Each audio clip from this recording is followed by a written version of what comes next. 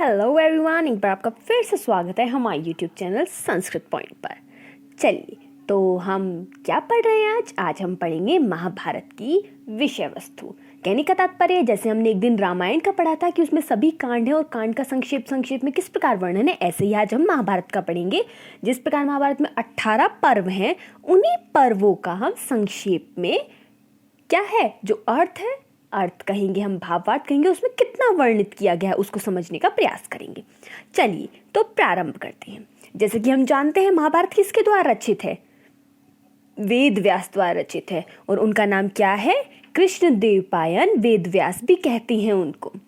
ठीक है। और हमारी जो महाभारत है वो तीन खंडों में विभक्त है। जिसकी सबसे पहले उसका विकास जो हुआ है वो 3 बार हुआ है कि सबसे पहले जय आया, फिर भरत आया, फिर महाभारत आया। और इसीलिए जो ये हमारा क्या है काव्य है वो कितना है, सबसे बड़ा हमारा काव्य कहलाता है। ओके, चलिए प्रारंभ करते हैं। हम अपने 18 सर्गों को संक्षेप में पढ़ने का प्रयास करते हैं। सबसे पहला जो हमारा पर्व आता है वो आता है आदि पर्व। आदि पर्व क्या है? ये इसमें 19 उपपर्व हैं और 233 अध्याय हैं। प्रथम 2 जो उपपर्व हैं वो अनुक्रमणिक तथा पर्व संग्रह के रूप में एक अध्याय वाले हैं, बस उनमें एक अध्याय है। तीसरा जो है वो पौष्य उपपर्व गद्यात्मक है, जिसमें जन्मेजय के सर्प यज्ञ की पृष्ठभूमि प्रस्तुत है। जैसे कि आपको पूछा जाए कि जन्मेजय की जो सर्प यज्ञ की पृष्ठभूमि है वो कहाँ वर्णित है, तो आपको याद रखना है कि वो आदि पर्व में वर्णित है। ऐसे ही अगले जो 2 उपपर्व हैं, कौन कौन से? पौलोम तथा आस्तिकई। ये जो है हमारे महाभारत की भूमिका है। महाभारत की भूमिका क्या कहलाएगी? 2 उपपर्व पौलोम तथा आस्तिकी।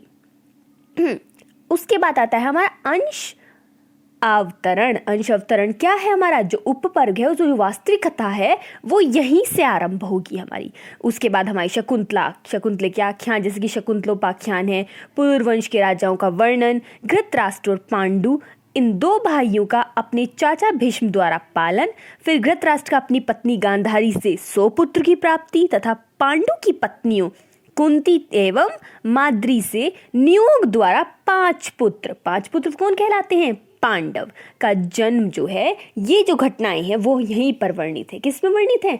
आदि पर्व में ही वर्णित है। याद रखना है आपको, घृतराष्ट्र जो है उनको अपनी पत्नी से 100 पुत्रों की प्राप्ति हुई है, और जो हमारे इधरली साइड हमारे पांडु हैं उनको कितनी? सिर्फ 2 ही पत्नियों से, कौन? कुंती एवं माद्री से, वो भी नियोग के द्वारा 5 पुत्रों की प्राप्ति हुई है।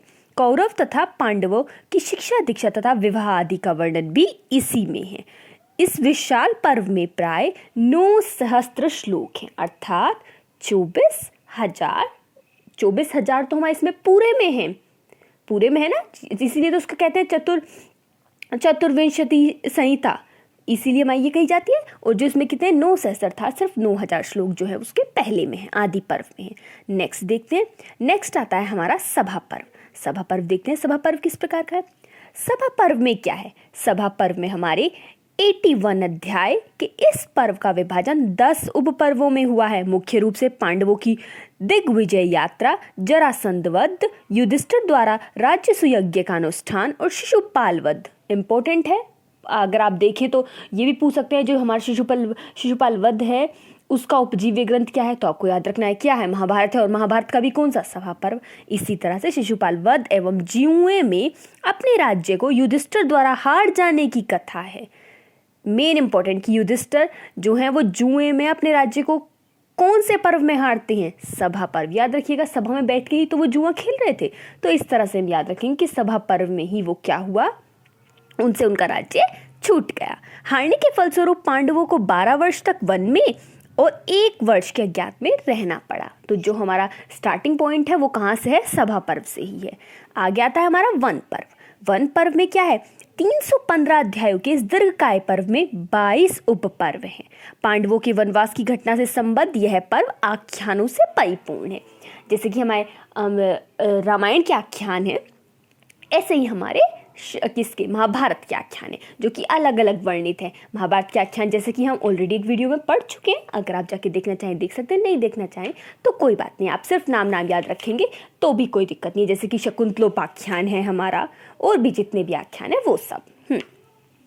आगे क्या है हमारा, वनवास काल में पांडव तीर्थ यात्रा भी करते हैं और उनकी भेंट अनेक ऋषि मुनियों से होती है। वे पांडवों के दुख नाश, सांत्वना और मनोरंजन के लिए विविध आख्यान सुनाते हैं। तो वही अगर हम पूछें कि जो आख्यान है, आख्यान वर्णित किस पर्व में है, तो आपको याद रखना है वन पर्व से ही आख्यान वर्णित हैं। जैसे कि अगर बाय एनी चांस आपको अभिज्ञान शाकुंतलम पे पूछ लिया जाए कि अभिज्ञान शाकुंतलम महाभारत के किस पर्व से है, तो आप याद रखेंगे कि अभिज्ञान शाकुंतलम जो हमारा शकुंतलोपाख्यान है वो हम ऑलरेडी शुरू में पढ़ के आए हैं। वो आपको याद रखना है कि शकुंतलोपाख्यान तो हमारा किससे, आदि पर्व से है।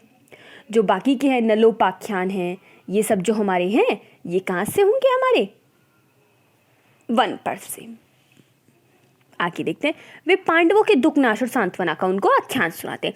इसमें नल और राम के दो आख्यान प्रधान हैं, नलोपाख्यान और रामोपाख्यान। सावित्री तथा सत्यवान की कथा भी यही है। याद रखना है कि सावित्री और सत्यवान की कथा कहाँ है, वन पर्व में है। महाभारत की दो घटनाओं का यहाँ वर्णन है, जिसका मुख्य युद्ध से साक्षात संबंध जयाद्रथ द्वारा द्रौपदी का हरण तथा इंद्र द्वारा कर्ण के कवच कुंडल को ले लिया जाना। ये भी इम्पोर्टेंट है कि इंद्र ने जो कर्ण है उसके कवच और क्या, कवच और कुंडल कब लिए थे, वन पर्व में लिए थे। नेक्स्ट देखते हैं, नेक्स्ट आता है हमारा विराट पर्व, जो कि हमारा कौन सा है, चौथा पर्व है विराट पर्व। इस पर्व में 5 उपपर्व तथा कितने 72 अध्याय हैं। प्राय जो हमारे 2700 श्लोक इसमें, 2700 श्लोक इसमें हैं। पांडवों के अज्ञातवास की घटना का इसमें वर्णन है। पांडव वेश बदलकर मत्स्यराज विराट के राज प्रसाद में अज्ञात रूप में रहते हैं। कहाँ रहते हैं, याद रखना है आपको कि राजप्रसाद में, किसके, मत्स्यराज विराट के राजप्रसाद में अज्ञात रूप में वो रहते हैं। यहाँ द्रौपदी के प्रति आसक्त कीचक का भीष्म द्वारा वध होता है तथा विराट की गायों का कौरवों द्वारा हरण होने पर अर्जुन के साथ कौरवों का भीषण युद्ध होता है। कौरव पराजित होते हैं तथा कौरवों का परिचय विराट को मिलता है। अंतिम उपपर्व वैवाहिक में विराट की पुत्री उत्तरा का विवाह अर्जुन पुत्र अभिमन्यु के साथ होता है। याद रखना है आपको, अभिमन्यु का विवाह किससे हुआ है, विराट की पुत्री उत्तरा से हुआ है। नेक्स्ट आता है हमारा उद्योग पर्व। उद्योग पर्व क्या है हमारा, इसमें 10 उपपर्व तथा 196 अध्याय हैं। श्लोकों की संख्या प्राय कितनी है, 7100, मतलब 7100 इसमें श्लोक हैं। और क्या है इसमें, जो है इस व्रत में क्या होता है, मुख्य शांति के लिए वार्तालाप का युद्ध की पूर्व पीठिका की प्रस्तुति है। दोनों पक्ष मित्र संग्रह से में संयुद्ध होते हैं। कृष्ण के पास सहायता के लिए अर्जुन और दुर्योधन दोनों जाते हैं ना, अर्जुन और दुर्योधन दोनों जाते हैं किसके पास, कृष्ण के पास। दुर्योधन को कृष्ण की पूरी सेना और अर्जुन को वो शस्त्र न धारण करने की प्रतिज्ञा वाले कृष्ण मिलते हैं। क्या ये हमें पता होना चाहिए कि जब 2 भागों में विभाजित हुए थे कि एक साइड तो आप पूरी की पूरी सेना ले सकते हैं, दूसरी साइड में सिर्फ अकेला रहूँगा, कौन, सिर्फ कृष्ण रहेंगे और वो शस्त्र का प्रयोग नहीं करेंगे। तब जो दुर्योधन है उसको तो कृष्ण की पूरी सेना मिल जाती है और जो अर्जुन है उसको सिर्फ क्या मिलता है, उनको सिर्फ कृष्ण मिलते हैं, वो भी बिना शस्त्र के, अर्थात वो किसी भी शस्त्र का प्रयोग नहीं करेंगे। शांति प्रस्ताव में पांडव केवल 5 गांव लेकर भी संतुष्ट होने की बात कहते हैं, किंतु दुर्योधन उसको अस्वीकार कर देता। जो हमने पूरी कथा पढ़ी है वो यहाँ वर्णित है। कृष्ण कर्ण को जन्म वृतांत सुनाकर पांडवों के पक्ष में करना चाहता है, किंतु सफल नहीं होते। कौन, कर्ण। क्यों नहीं होता है, क्योंकि कर्ण किसको, दुर्योधन को अपना मित्र समझता है, घनिष्ठ मित्र समझता है, तो वो चाहता है कि वो इनके साथ क्या ना करे, बेईमानी ना करे, ईमानदारी से वो उधर ही लड़े। इसमें अम्बोपाख्यान के रूप में पूर्व कथा सुनाई जाती है। काशी राज्य की पुत्री अम्बा का हरण भीष्म ने किया था। दूसरे जन्म में वही द्रुपदा के घर शिखंडी के रूप में जन्म लेती है, वही स्त्री से पुरुष बन जाती है और फिर क्या होता है, इसी जन्म से भीष्म से बदला लेने की भावना उसमें है। महाभारत की युद्ध प्रस्तावना इस पर्व में सम्यक रूप में दी गई है। तो अगर देखें हम तो ये भी किस तरह से है, बहुत ही सारी इसमें क्या है, कथाएं वर्णित हैं।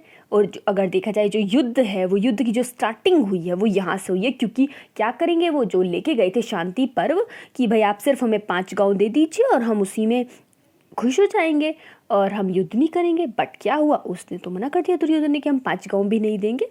इसीलिए कहते हैं लालच बुरी बला है, दे देते 5 गांव।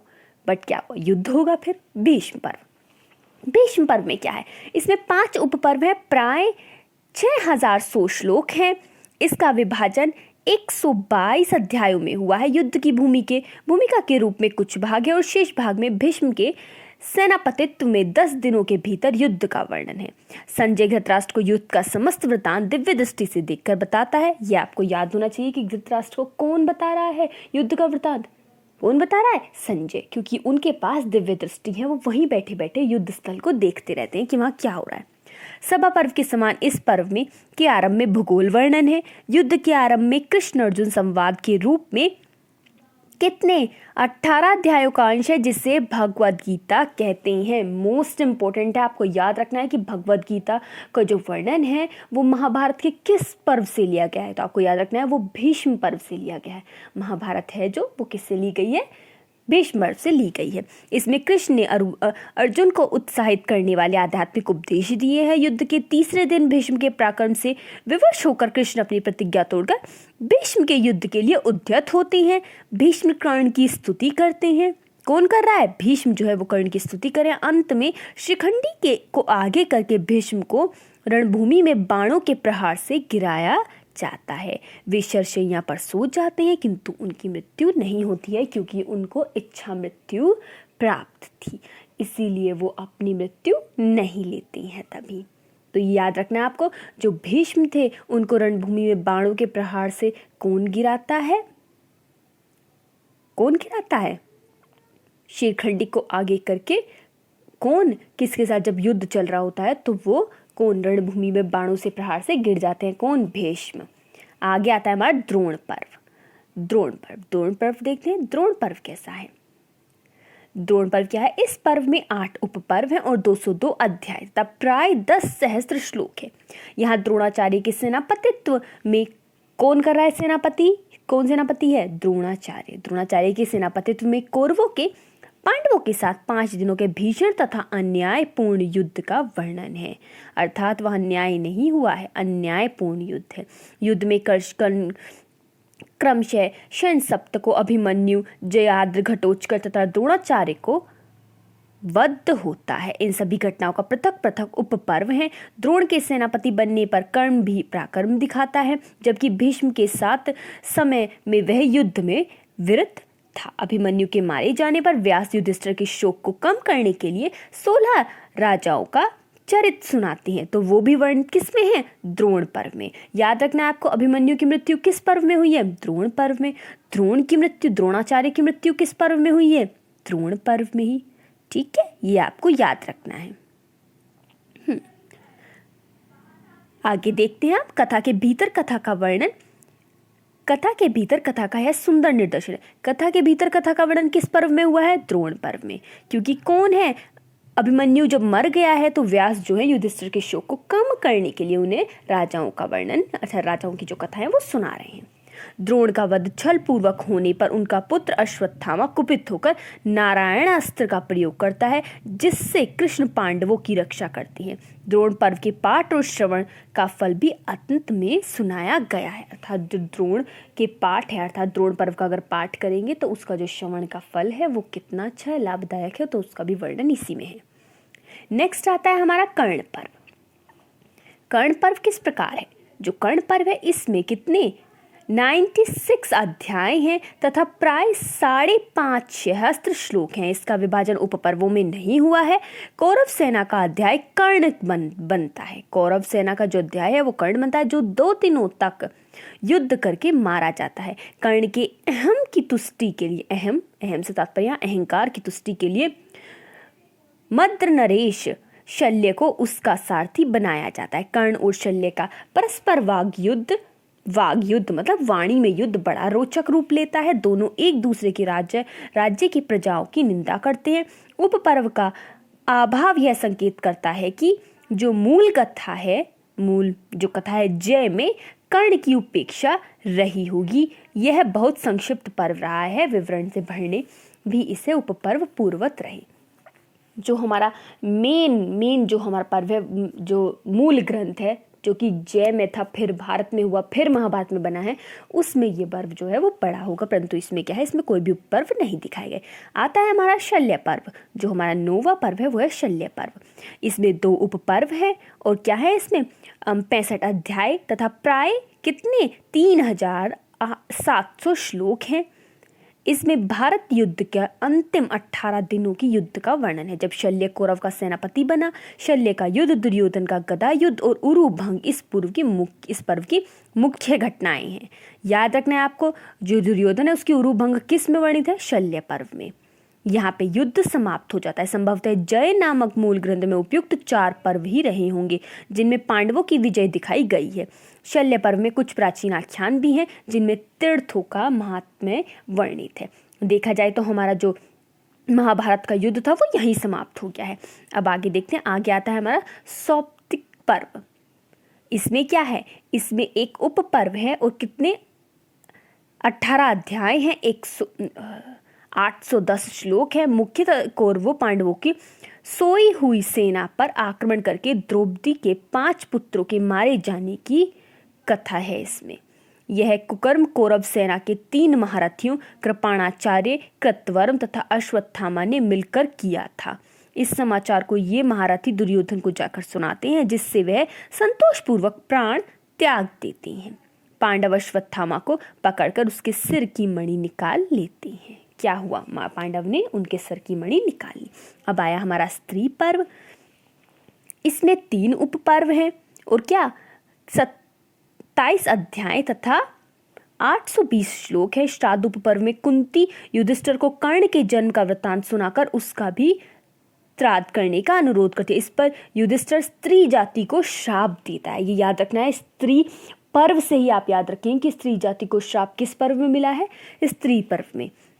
कि अब से स्त्रियां के मन में रहस्य की कोई बात छिपी नहीं रहेगी। गांधारी कृष्ण के वंश के विनाश का श्राप देती है, क्योंकि उन्होंने कौरवों का विनाश कर दिया। आता है हमारा शांति पर्व। ये जो पर्व है ये महाभारत का सबसे बड़ा पर्व है। आपको ये याद रखना है कि जो शांति पर्व है, शांति नाम पर मत जाइएगा कि शांति पर्व है तो छोटा सा पर्व होगा। शांति पर्व से याद रखिएगा, शांति मतलब बहुत बड़ा पर्व है। तो ये सबसे बड़ा पर्व, अक्सर यही क्वेश्चन पूछा जाता है, सबसे बड़ा पर्व कौन सा है और सबसे छोटा पर्व कौन सा है। सबसे छोटा है महाप्रस्थानी का, सबसे बड़ा है हमारा शांति पर्व। आगे पढ़ेंगे अभी हम उसको भी। यह महाभारत के बाद में जोड़ा गया पर्व प्रतीत होता है। ये भी आपको याद रखना है, कौन सा पर्व ऐसा है जो बाद में जोड़ा गया प्रतीत होता है, शांति पर्व। मूल ग्रंथों में जय और भारत में यह नहीं था, अर्थात लघुत्तम में था, अर्थात छोटा था। इसमें 3 उप पर्व है, राज्य धर्म अनुशासन, आप अधर्म तथा मोक्ष धर्म। इससे वर्तमान रूप में कितने 365 अध्याय हैं और इतने सारे श्लोक हैं। इस दृष्टि से यह महाभारत का सबसे बड़ा पर्व है। और क्या हुआ, महाभारत में अधिक परिवर्तन हुए, वो हमें पता है कि सबसे पहले वो नॉर्मल से चला है, पहले जय फिर पराजय और फिर जय फिर भारत और फिर महाभारत। तो जो इस पर्व में है वो क्या है, राज धर्म, वर्ण धर्म, आश्रम धर्म, दंड नीति, अपद धर्म आदि जो विस्तार से इसका विवेचन किया गया है। इस प्रसंग में पराशर गीता अध्याय इतने, हंस गीता इत्यादि जो ग्रंथ है वो महत्वपूर्ण है, इसलिए इसको ये याद रखना है। आता है हमारे यहाँ पे, शरशैया पर लेटे हुए भीष्म के द्वारा युधिष्ठिर आदि को दिए गए उपदेश के रूप में इस पर्व का विन्यास होता है। ओके, नेक्स्ट आता है हमारा 13वां है हमारा अनुशासन पर्व। अनुशासन पर्व किस प्रकार है हमारा अनुशासन पर्व में अगर हम देखें तो इसमें सबसे इम्पोर्टेंट सी चीज़ यह है कि जो विषय वस्तु की दृष्टि से है शांति पर्व में से मिलता है, कि शांति पर्व से ही मिला है। इसमें मुख्य रूप से धर्मशास्त्रीय उपदेश हैं जो भीष्म द्वारा अपने समक्ष उपस्थित युधिष्ठिर आदि को दिए गए हैं। ये आपको याद रखना है। अनुशासन पर्व तो वो इसके भी बाद जोड़ा गया है। कौन सा अनुशासन पर्व, ब्राह्मणों की महत्वता तथा उन्हें दान करने का जैसा वर्णन है, जैसे ये महाभारत में अन्यत्र नहीं है, अन्य हर जगह नहीं दिखता है।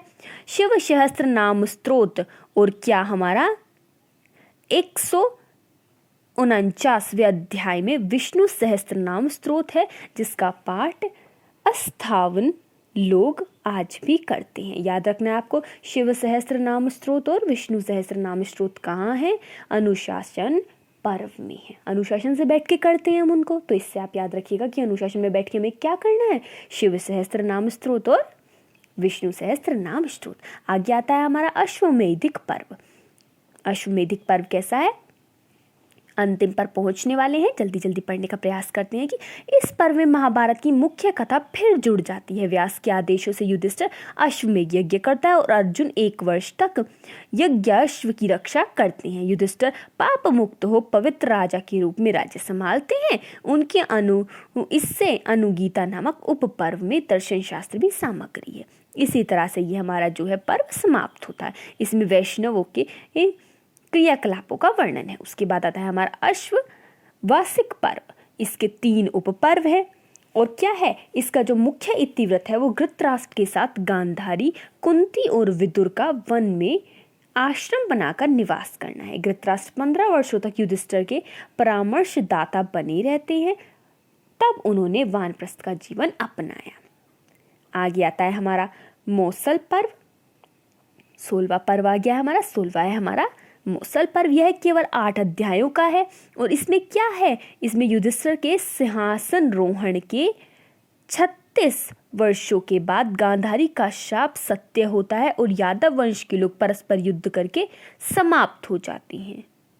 कृष्ण भी एक व्याग के द्वारा ब्रह्मवश मारे जाते हैं।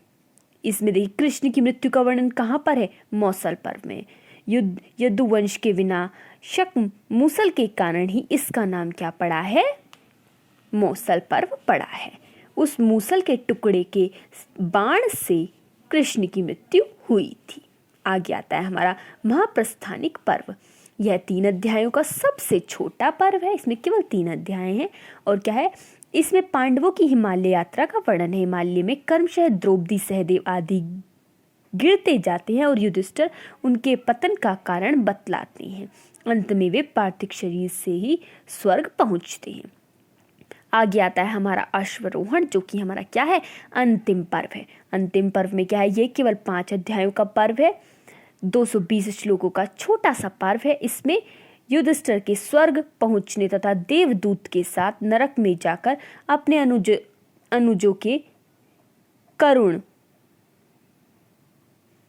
क्रंदन करने का वृतांत है। फिर से देखिए, इसमें युधिष्ठिर के स्वर्ग पहुंचने तथा देवदूत के साथ नरक में जाकर अपने अनुज, देवदूत मतलब उनके साथ वो गए हैं। आश्वासन पाकर वे दिव्य लोक जाकर कृष्ण अर्जुन आदि से मिलते हैं। अंतिम अध्याय में महाभारत का महात्म्य तथा उसके उपदेश जो है वो प्रतिपादित है। इसे भारत सावित्री, महाभारत का सार भी कहते हैं। याद रखिएगा, भारत सावित्री किसको कहते हैं? स्वर्ग आरोहण को भारत सावित्री कहते हैं। इस तरह से जो हमारे महाभारत के 18 पर्व थे उनका संक्षेप में वर्णन समाप्त होता है। आशा करते हैं आपको सभी पसंद आए, सभी समझ में आए होंगे। ध्यान रखिएगा, जो मेन इंपॉर्टेंट पॉइंट आए हैं वही अक्सर पूछे जाते हैं। चलिए, आपके लिए नॉर्मल से छोटा सा क्वेश्चन, आशा करते हैं आपको डेफिनेटली याद होगा। आप बताएंगे महाभारत का सबसे बड़ा पर्व कौन सा है और सबसे छोटा पर्व कौन सा है। फिर मिलेंगे एक नई वीडियो के साथ, तब तक आप अपना ध्यान रखिए, अपनी परीक्षा की तैयारी करते रहिए। धन्यवाद।